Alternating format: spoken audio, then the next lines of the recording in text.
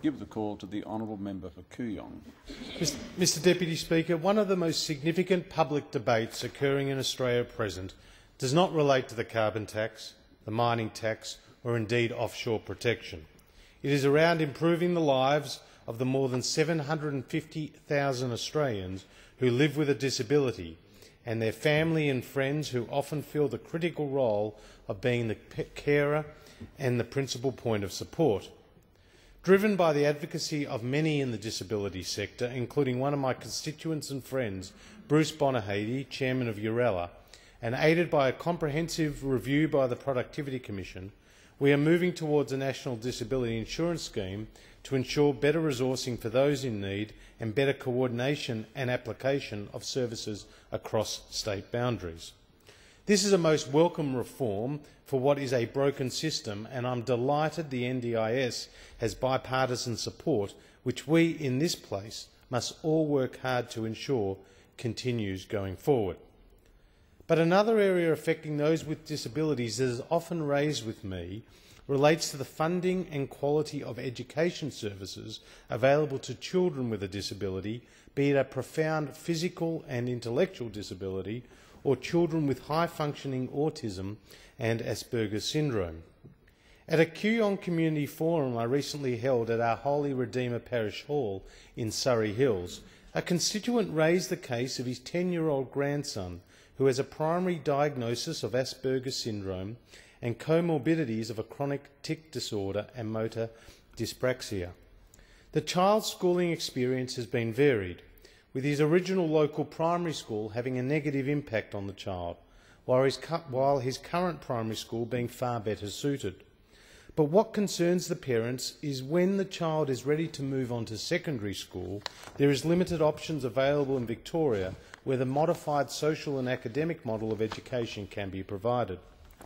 This does not seem to be the case in other states such as New South Wales, Western Australia, South Australia and the ACT, where I'm advised access to disability support funding at both the primary and secondary levels is more attainable for children diagnosed with high-functioning autism or Asperger's syndrome.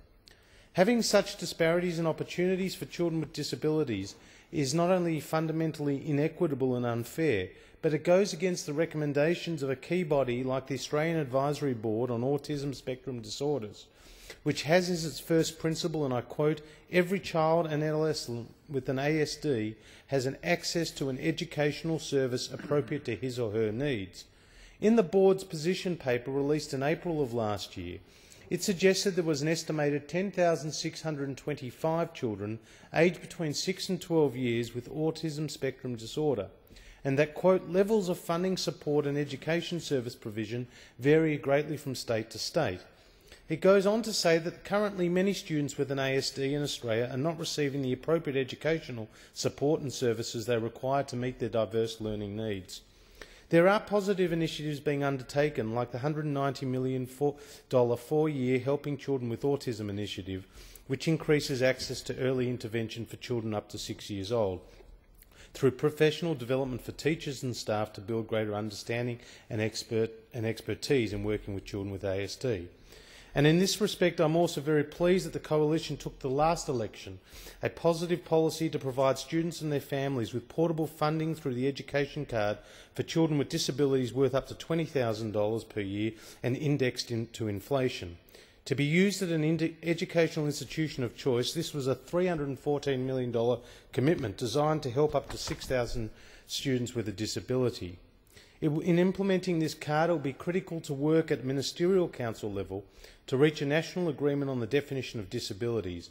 This will provide for greater consistency and certainty for parents and teachers and students and other relevant stakeholders. It's expected that initially the use of this card will be provided to those with more profound disabilities, but as the federal budgetary position improves, it could be rolled out to students with a disability, including autism and Asperger's syndrome. We have also announced positive initiatives around the education tax rebate to include education costs for children with disabilities. Mr Deputy Speaker, I finish where I started.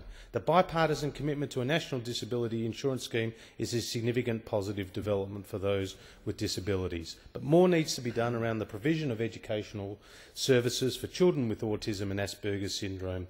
The current situation varies too greatly between states. The Coalition has made some very positive announcements and I hope they become bipartisan in the not too distant future.